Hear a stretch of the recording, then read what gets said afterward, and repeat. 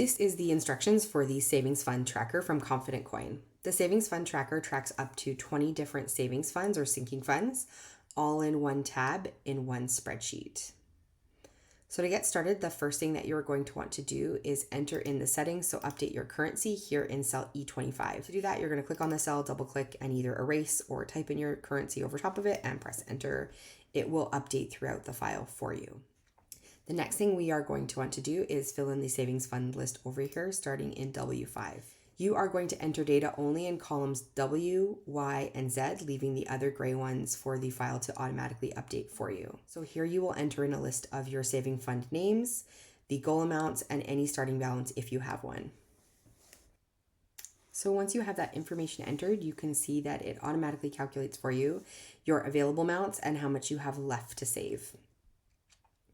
Moving down into the spreadsheet, the next thing that you are going to want to do is set up your savings funds. So each savings fund here has a drop-down menu. You can select what order you'd like to see them in.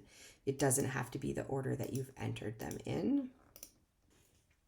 Once you have added your savings fund through the drop-down, you can see that the data automatically updates for you. So we can see under each one, the available amount, how much you have left to save, your goal amount, and any deposits if you've made them for the current month. Moving over to the savings fund tracker, this is where you will enter your usage of your savings funds. So to do that, you will use the drop-down menu and select the fund. You will double click to enter in the date.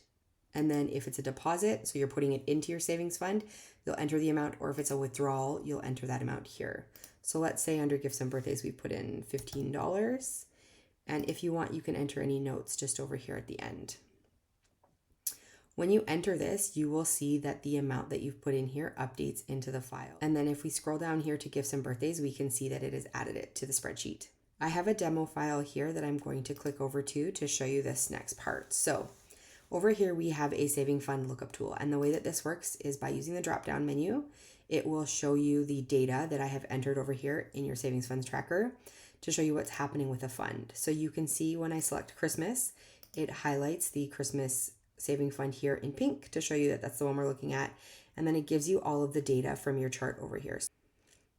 Going back over to our savings fund tracker, we will go over what's at the top here. So we can see that your data is summarized. Under your currently tab, you can see an overall state. The next thing beside the current status of things is a priority fund. You can see here that there is a drop-down menu, and in this drop-down menu, you can select any of the funds that you want to focus on or have maybe some better oversight on. So maybe it's your emergency fund and home renovations. So you can select a goal date for when you want to save up the amount left. And so maybe in our case, it's by the end of the year. You can see once you update that, it's going to tell us how much we need to save per month. The last chart here is the breakdown of funds, and we can see that this is just a visual representation of the state of our funds. So green is how much is available or you've saved so far, and then the pink is how much is left to save. So we can see that there is lots of saving to be done. The last thing is the savings fund list over here. It has been converted into a table in Google Sheets, so you can use the little drop-down arrows that are under each column to sort the data. That is the savings fund tracker spreadsheet.